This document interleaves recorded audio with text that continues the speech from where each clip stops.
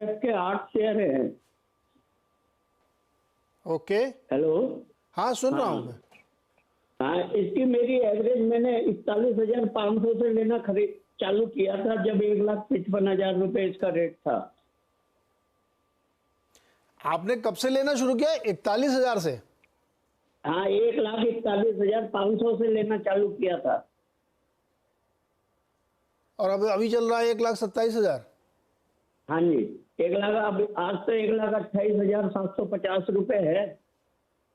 नहीं तो आपने ये लेने का मन क्यों बनाया था? भाई ये 1,85,000, मैं पिछले 5 साल से MRF में काम कर रहा हूँ। मैंने रेट वाज 51,000। हाँ। जब से अपने ले लेता हूँ, इसको बेच देता हूँ, ले लेता हूँ, बेच देता हूँ। 1,00,000 में लिया वो 1,00,000 रुपए 10,000, तो 1,55,000 रुपए जब वापस उस पे गया और चारों तरफ से देखा कि भाई इधर यूक्रेन का युद्ध हो रहा है, उधर ये है ना गाड़ियों की डिमांड बढ़ रही है तो टायर बढ़ेंगे, तो मैंने ये ले लिया। लेकिन जैन साहब ये बताओ, आपने शेयर लिए 6 है ना? 8 8 7 8 8 8 शेयर हैं और आप 1,55 से लेके अब तक लाए, एवरेज करके 1,36 बैठाए। 8 शेयर हैं आपके। कितना टारगेट आप सोच के चल रहे हो? 1,41 से लेकर के 1,28,000 तक लेकर के ना, नहीं समझ मेरी गया। आज की डेट में इसकी एवरेज बैठ रही है 1,35,550। अरे जैन साहब मेरी बात तो सुनो, अभी क्या लक्ष्य आप लेके चल रहे हो कि आपके हिसाब से कहाँ जाके तो आप बेच लेते इसको? मेरा अगर 1,41,000 आ जाता है तो एक बार मैं इससे एग्जिट हो जाना चाहता हूँ। कितने पर एग्जिट होना चाहते हैं? 1,41,500 रुपए पे जो पहला शेयर खरीदा था मैंने, हाँ वहीं पे एग्जिट।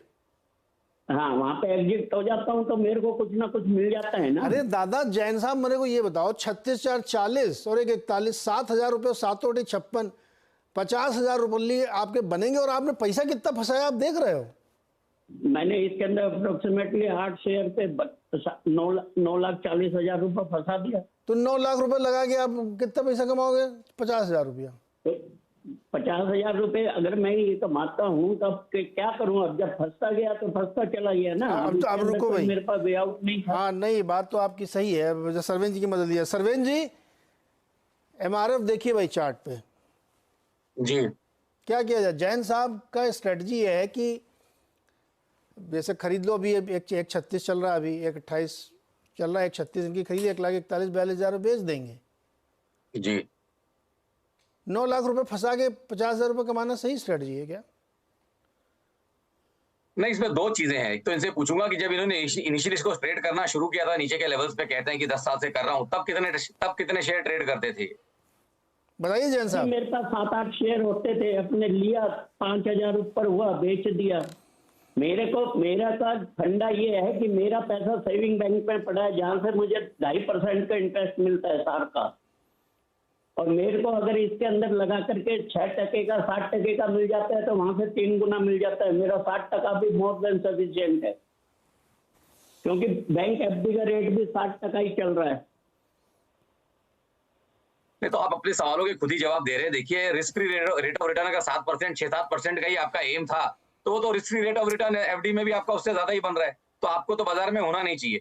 बट ये केस स्टडी आई थिंक आपकी सबके लिए इंपॉर्टेंट है कि कोई भी स्टॉक कुछ भी हो, चाहे वॉरेन बुफे साहब ने लिया हो या किसी एक इंट्राडे प्लेयर ने लिया हो, हर आदमी ने ये सोच के लिया कि एक ना एक दिन जरूर बेचूंगा।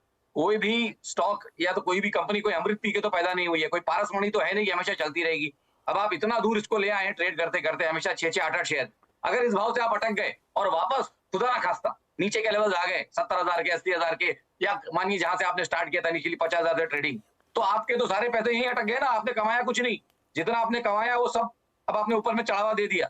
तो ये कॉन्स्टेंटली एक ही स्टॉक को चेस करना एक अच्छी स्ट्रेटेजी नहीं है। कहने का मकसद ये है, मैं ये नहीं बोल रहा हूँ कि स्टॉक 50,000 आ जाएगा, बट मैं कह रहा हूँ किसी भी एक ही स्टॉक के पीछे हाथ धो के पड़े अगर आप हैं तो उसको कहीं ना कहीं तो आपको छोड़ना पड़ेगा। कहीं ना कहीं आपको उसको छोड़ना पड़ेगा। जब वो बहुत ओवरबॉट या बहुत कई सालों तक चल लेगा तो आपको कहीं ना कहीं उसको छोड़ना पड़ेगा। आप एक ही चीज के पीछे नहीं पड़ सकते। तो ये स्टॉक ऑलरेडी आप पहले समझ लीजिए कि कहां से कहां आ गया है। ये 700 रुपए का भाव था इसका 2001 में, ठीक है, और आज ये कहां पहुंचा हुआ है? 30 टाइम्स ऑलमोस्ट ये स्टॉक पहुंचा हुआ है। 30 टाइम्स मैंने कम बोल दिया, ऑलमोस्ट 70-80 टाइम्स स्टॉक पहुंचा हुआ है। तो अब यहां से और कमाई मुझे नहीं लगता लॉन्ग टर्म में होगी आपकी। मेरी तो राय है कि आप जो 1,28,000 में जितना भी आपने माल लिया है, 3-4-5 शेयर जो आपने नीचे में लिए हुए हैं ना, उनको आप बेच दीजिए और बाकी पे आप 1,20,000 का स्टॉप लॉस लगा लीजिए। ये मेरी राय रहेगी।